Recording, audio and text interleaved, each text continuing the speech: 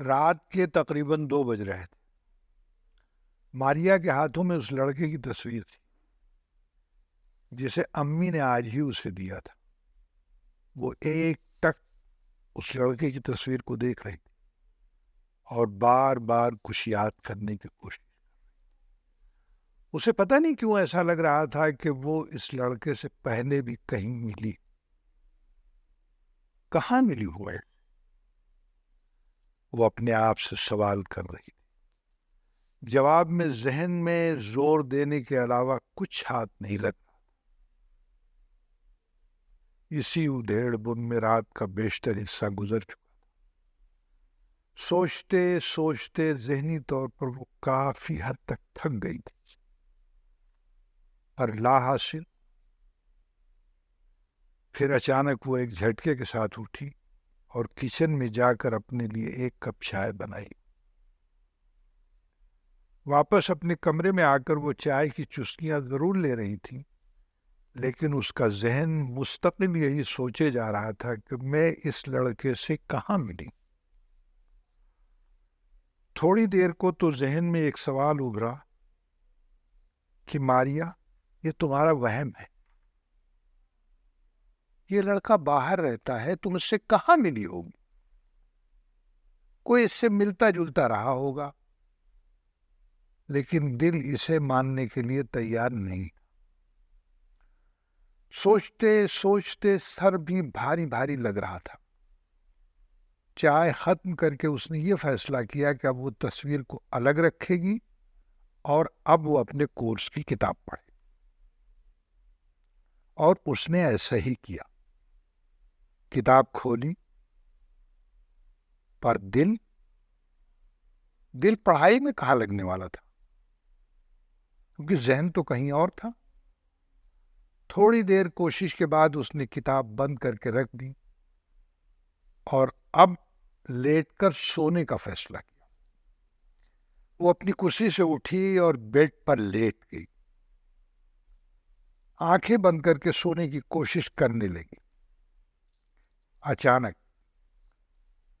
اسے خیال آیا کہ لیٹنے پر وہ سونے سے پہلے جو دعائیں پڑھتی ہے، آج اسے ان دعاؤں کو پڑھنے کا بھی خیال نہیں رہا۔ جلدی جلدی دعائیں پڑھیں اور سونے کی کوشش کرنے لگی، پر نیند تو کوسوں دور تھی۔ ذہن اس بات سے ہٹنے کو تیار نہیں تھا کہ وہ اس لڑکے سے کہاں ملی۔ اسی اثنا میں اسے ہلکی سی جھپکی سی آ گئی۔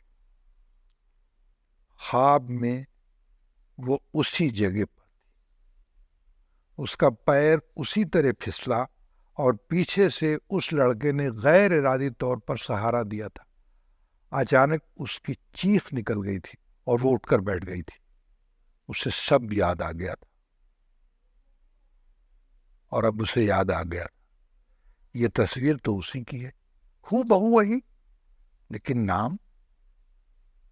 نام الگ الگ کیسے ہو سکتے، یہ کیسے ممکن ہے؟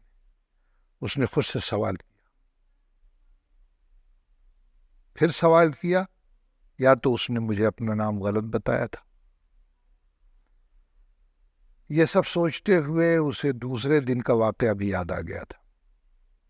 دوسرے دن جب وہ اور اس کی سہیلی نغمہ پاس کے ریسٹورنٹ میں چائے پی رہی تھی، تبھی وہ لڑکا بڑی بے تکلفی کا مظاہرہ کرتے ہوئے سامنے آ کر کھڑا ہو گیا تھا۔ ہیلو، کیسی ہیں آپ؟ اب آپ کا پیر کیسا ہے؟ ٹھیک تو ہے نا؟ کئی سارے سوالات اس نے ایک ساتھ داغ دیے تھے۔ جواب میں وہ بس اتنا ہی بولی تھی، جی ٹھیک ہوں، اور وہ مسکرا کر چلا گیا تھا۔ اس کی مسکراہٹ بہت ہی پرکشش تھی، نہ بھولنے والی۔ اسے یاد آیا کہ وہ اسے دیکھتی ہی رہ گئی تھی، نظریں جاتے ہوئے اس کا پیچھا کر رہی تھی۔ اس کی سہیلی نغمہ اسے دیکھتے ہوئے دیکھ رہی تھی. وہ دیکھنے میں اتنا محو تھی کہ اسے یہ بھی خیال نہیں رہا تھا کہ نغمہ اسے دیکھ رہی. اچانک نغمہ نے کہا تھا چلوں. تب وہ بے خیالی میں بے ساختہ بول اٹھی تھی کہاں؟ اور ہنس کر نغمہ بولی تھی اس کا پیچھا کرنے. اور کہاں؟